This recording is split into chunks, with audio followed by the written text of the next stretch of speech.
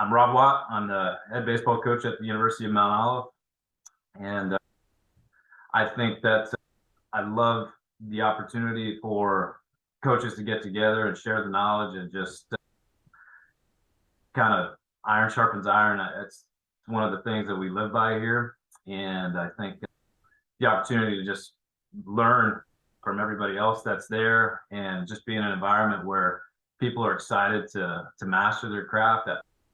I can't think of a better environment or anything to be a part of than being out there and just being amongst your peers with the same motivation and the same aspirations and expectations. What does it mean to you to be the best? Be the best is an interesting topic, but it's not all fun and I don't know.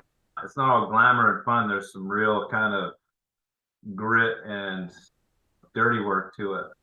And I think for the most part, if you want to be the best, you have to understand that the hard part and the dirty part comes way before you get to experience anything that you can aspire to achieve or to have.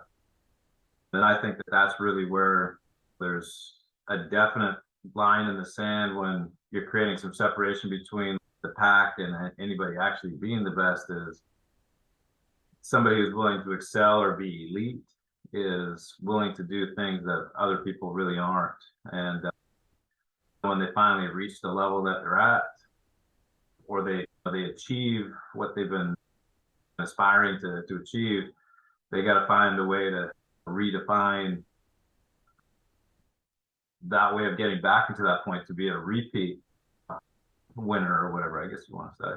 So I think it comes with a heavy workload, and I think that's what really separates people that break through that threshold of being elite and separates them from the pack. Oh, so do you have any examples of core values that you have learned from the game that has helped you in life and has helped you become the person that you are today?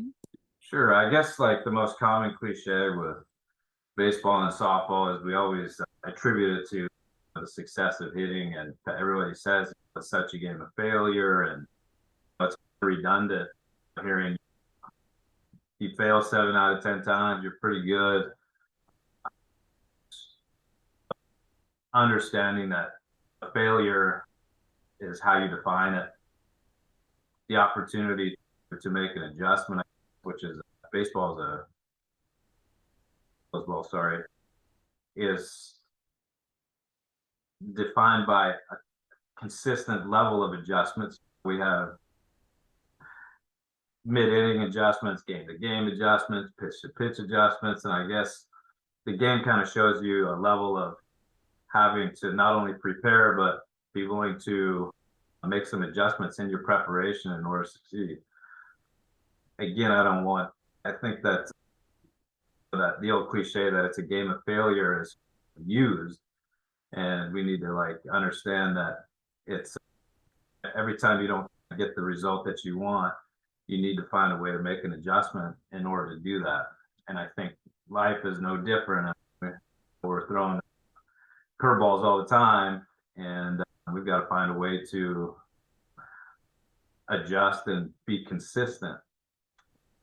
We judge baseball players and softball players by their level of consistency, and um, that's basically if you're consistent with your core values and the things that you hold tight and the things that you believe in. If you're consistent, it means that you're constantly grinding, and I think life is the same way. Baseball is one of those sports that it's not momentum based in terms of physicality, but so you have to learn a level of patience and calculation, and there's so much preparation, and it's hard to control pace. So you got to work within the environment that you're at and find a way to succeed, even though you don't control all the variables. Right. What is your why and why do you do what you do now? I think my why has changed, to be honest with you. I think initially get I didn't want to when I was done playing, I didn't want to stop being involved in the game. A lot of guys or a lot of athletes, when their college career comes to an end, they enter the corporate world, and it's just transitioning from what you learned in school, and you go right in, and it's you chalk up your career if you didn't get the opportunity to play professionally. But so my why originally was similar to the player's mentality, and it was probably a little bit more self-centered initially until some maturity kicked in and you start to see the impact on some of the people that you get an opportunity to work. I think as a player, it's great when you make an adjustment and you've been struggling with something or you've got something in mind that you're trying to achieve and you make an adjustment and something feels good. But when you're a coach and you have the opportunity to dig in and have that same influence on individual players, several players at a time, and you're seeing them gradually do the same thing that it was so cool for you as an athlete, and you get to see several guys making those climbs and going through that journey. I think it makes it pretty clear as the why is just creating a culture and an environment where people are constantly trying to just reach their potential. I guess you could say it's the most satisfying thing in the world to just be like a little piece of the puzzle to help somebody get one step closer to what they're trying to achieve.